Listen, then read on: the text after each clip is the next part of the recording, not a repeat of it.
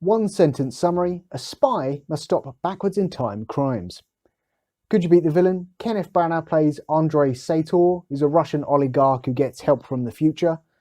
And he has this like pincer movement through time thing where he will have someone watch an event, report it back to him. He effectively knows back in time. He knows what's going to happen before it happens, basically. I could beat him because let's say he does that to me. He absolutely trounces me because he knew what was going to happen before it could happen. I also have access to the backwards in time technology. I would just do it again. So I'm like, well, I've seen what happened when he beats me, and I go backwards in time to before it happened.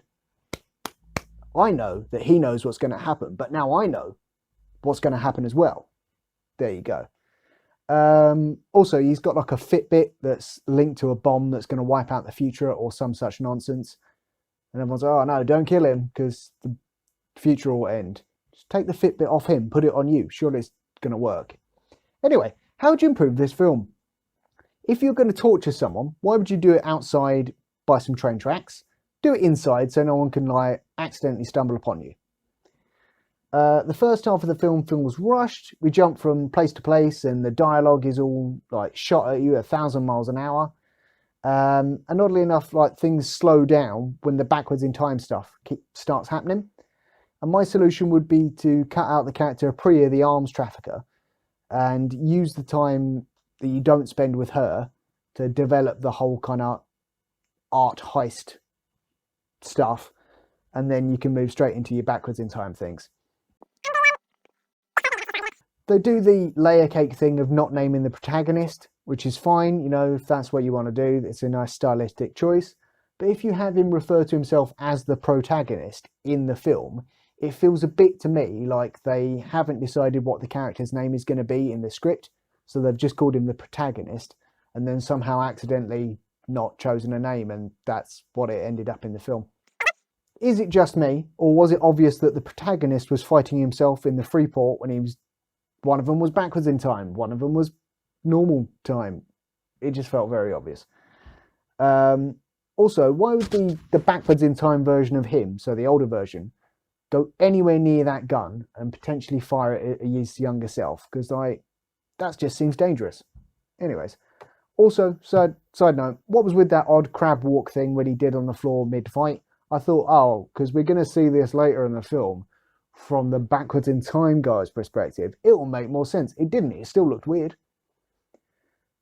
If you could send things backwards through time and you're pissed off that the future is all rubbish, would you A, plan to blow up the past, thus saving the future somehow?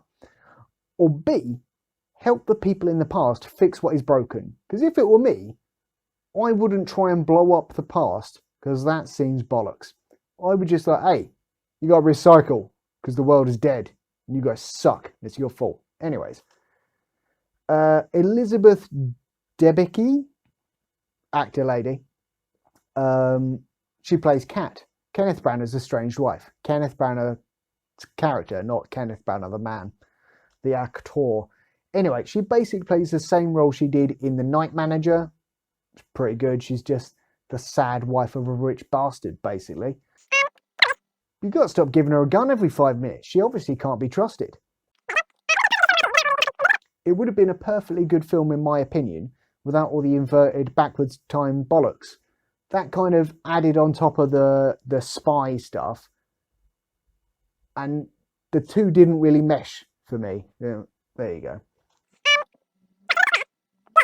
They explain that an algorithm has been made physical, and that's what Kenneth Branagh is going to use to destroy the past, also the present, so the future can live. And he's dying, so he's like, well, fuck it, I'll just take everyone with me. But an algorithm is not a physical thing. It's an idea that you can write down. So, I don't know, maybe I just didn't understand it, or maybe Christopher Nolan doesn't know what an algorithm is. Ives, played by Aaron Taylor Johnston, weirdly, he should have been introduced earlier, by the way. Enough of the cloak and dagger bollocks. Like, the first thing the protagonist, he thinks he's killed himself, he wakes up. He should have been introduced to the Tenet with this Men in Black style organisation who are trying to stop future crimes or whatever. None of this, like, he has to go do code words and stuff. Anyways, Ives, at the end of the film, he's like, look, I've got a bit of this algorithm, you've got a bit of this algorithm. Robert Pattinson, you've got a bit of this algorithm. We're all going to hide it, then we're going to kill ourselves. Agreed? No, that's a terrible plan. Just go and hide it or destroy it. Live your lives, okay? You don't have to go and kill yourselves. That is dramatic. So the protagonist goes into this machine that inverts you and sends you backwards through time. I'm cool with that, fine. But why is the car he was driving also inverted? Because the car wasn't in the backwards in time machine. Yeah, I don't know. And also, he sees that car crash earlier in the day, and then he goes backwards in time, and then he's like, I'm going to get in this car and drive it. If that were me, like, oh no, because I saw that car crash earlier, so I'm not going to do that because I'm going to crash my car. Anyways, I'm sure they mentioned radiation causes things to be inverted or something like that at the start of the film. And he was like wearing a leather glove or a thick glove or something to pick up some backwards in time things. Seemed like they kind of forgot about that, because towards the end they were just like, everybody and everything is inverted backwards in time. Anyway, Kenneth Branagh, the character, not the actor, who had a different name, he leaves his wife in a runaway car to die, and it keeps going backwards for ages with no stopping momentum. And oddly, the road was like completely empty until it almost crashed at the end of the big long empty highway. So that was strange. Where were the staff when the protagonist and those Russian gangsters had a fight in a hotel kitchen? It's just saying, what were they doing? Were they all on break? And if you are breaking into a location that has this special gas in place that pushes the oxygen out of a room, I would try and smuggle some breathing apparatus into that place instead of just be like, well, I'll practice holding my breath. That'll be all right. On the topic of gases filling rooms, the opening of the film is at an opera house in kind of Russia or something like that. And some terrorist dudes, is it the terrorist dudes or is it the cops? Doesn't matter. Someone fills a room with a gas to knock everyone out, and it fills this entire giant opera house, or at least the auditorium, in seconds. Damn, that was an effective gas. On the subject of that opera house bit as well, I haven't written this bit down, I've just remembered it. One of the terrorist fellas smashes someone's cello. That's not cool, you've ruined their livelihood, even if they do survive the terrorist attack. The protagonist goes to a snooty club to meet Michael Caine, and the waiter's a real dick, there's no need for it. But the protagonist is all like, I'll have what Michael Caine's having. You know, I assume a reference to How I Met Sally, although they do have a different relationship in the film. He's like, oh yeah, I'll have what Michael Caine's having. What if Michael Caine was having like a pot noodle and chips or something? Maybe you don't want that. Anyway, the protagonist leaves before the food is prepared, and the snooty waiter's like, no, you can't have it in a doggy bag, which is fair enough. Lurch the henchman, I can't remember if it was his actual name or not, but he's giant and he manages to sneak up on the protagonist on Kenneth Branagh's boat. And it was just strange. The protagonist is usually quite good at this sort of thing, but not them. Why is Kat, might be the character's name or might be the actress's name, it's all getting mixed up in my head now. Why is she so afraid of Kenneth Branagh? Because she is much taller than him, so I know he's a scary Russian businessman fella, but if she really wanted to, she could punch him in the face from like a foot before he could reach. And she could just Spartan kick him so hard. Anyways. Oh yeah, why would the protagonist lie about...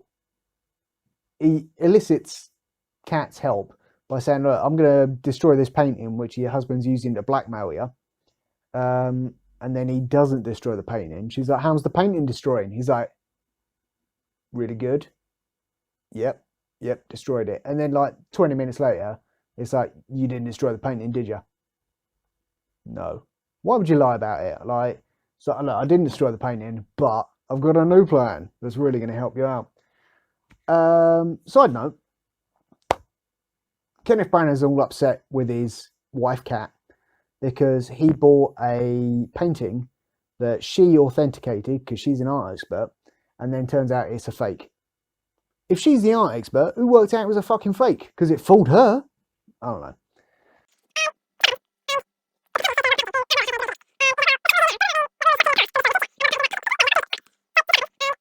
The protagonist says to Robert Pattinson, who's got like a physics degree for some reason, doesn't it mean, like, if we're here now, doesn't it mean we went back in time and stopped Kenneth Branagh from destroying the future? And Robert Pattinson was like, yeah, optimistically, yes, it does. And the protagonist is all like, pessimistically? And Robert Pattinson's like, I don't know. But surely they must have done, because maybe I just don't understand how time travel works in this film. But if you destroy the past, you can't be in the future, surely. I don't know. Anyways, rating out of 5 beers. The film looked good. There was a lot of good set pieces, like the plane crash, that was brilliant, and all that sort of stuff. The characters needed to talk slower, and they needed to cut out some of the stuff so we could focus on like the time travel spy shenanigans, not rushing from location to location. So yeah, I'd give this a 4 out of 5. I didn't hate it, but I've waited like a month to do this review because I didn't really care.